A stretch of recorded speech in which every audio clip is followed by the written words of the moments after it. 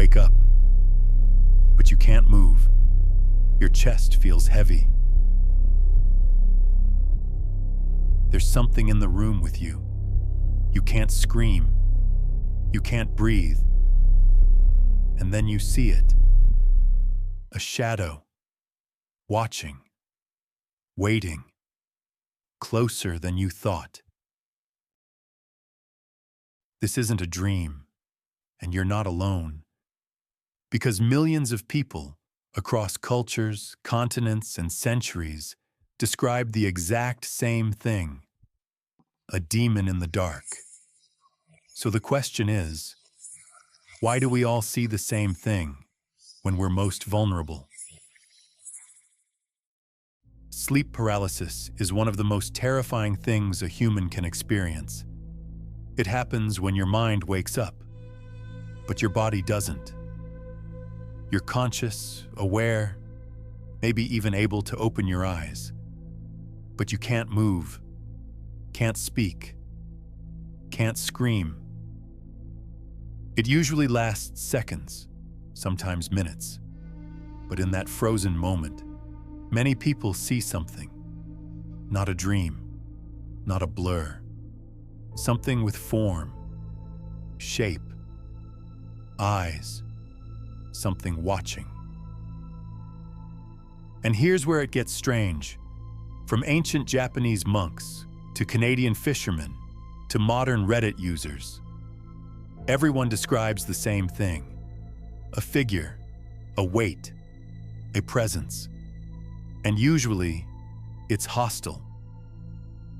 Let's break this down by culture. You tell me if this sounds like a coincidence. In Japan, they call it kanashibari. It means bound in metal. Victims say a dark spirit paralyzes them, pressing on their chest. Sometimes it whispers, sometimes it just watches. In samurai-era Japan, monks created rituals to fight it. They developed these rituals to protect the body and soul while sleeping. Salt lines at the bed's edge, protective sutras chanted at dusk, and the use of ofuda, paper talismans, with Buddhist scripture pinned above the pillow. Some even slept with small mirrors or metal objects near the head to repel spirits drawn to the breath of the sleeping. In Newfoundland, Canada, it's the old hag. A witch-like figure climbs onto your chest while you sleep. Locals don't say, "I had sleep paralysis." They say, "The hag rode me." And the way they describe her, it's always the same.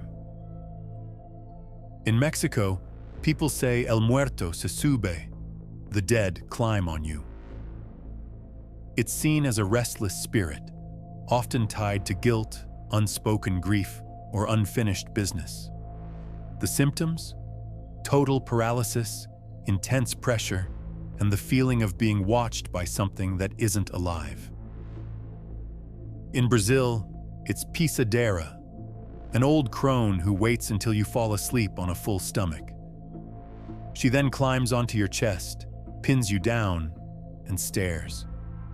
She's bony, sharp-toothed, and wide-eyed. A folkloric monster, but the symptoms match sleep paralysis exactly. In Arab culture, sleep paralysis is often blamed on jinn, not shadows, sentient entities made of smokeless fire. They're said to possess you, speak in tongues, even mimic loved ones. Many people say the jinn sits on your chest, paralyzing you until it's ready to leave. These aren't loose metaphors. They're specific, and they're consistent. From Tokyo to São Paulo, Cairo to Mexico City, people describe the exact same experience.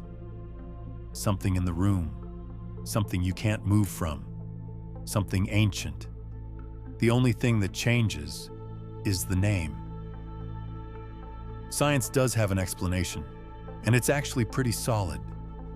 During REM sleep, when you dream, your body naturally shuts down movement to stop you from acting things out.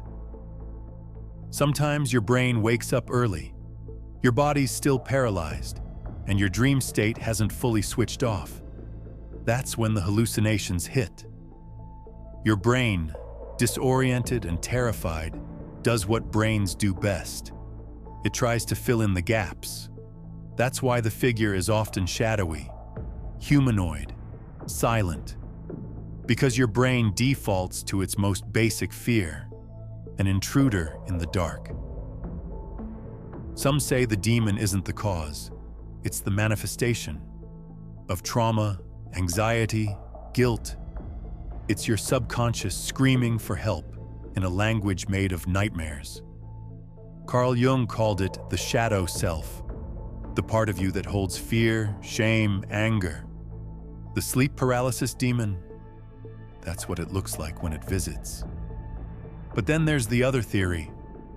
What if it's not you? What if it's something else? What if sleep paralysis doesn't create the figure? What if it opens the door? Here's where things get weird. Some researchers believe sleep paralysis could be a state of altered consciousness, one that thins the veil between dimensions. They say the beings people see aren't hallucinations. They're real, and we're only able to perceive them when we're stuck between sleep and wakefulness. People in different cultures give them different names, but the behaviors are always the same. They appear in the corner. They feed on fear. They come when you're most helpless. So here's what we know. Different continents, different centuries, different beliefs, but the same figure, the same pressure, the same fear. It's not just sleep paralysis anymore, it's a pattern. A pattern the human brain can't explain, and maybe isn't supposed to. Science says it's a glitch. Psychology says it's trauma. Folklore says it's a warning. But what do you say when it's standing at the foot of your bed? And if you've ever felt that weight, seen that shadow, heard the silence that feels alive, tell us in the comments.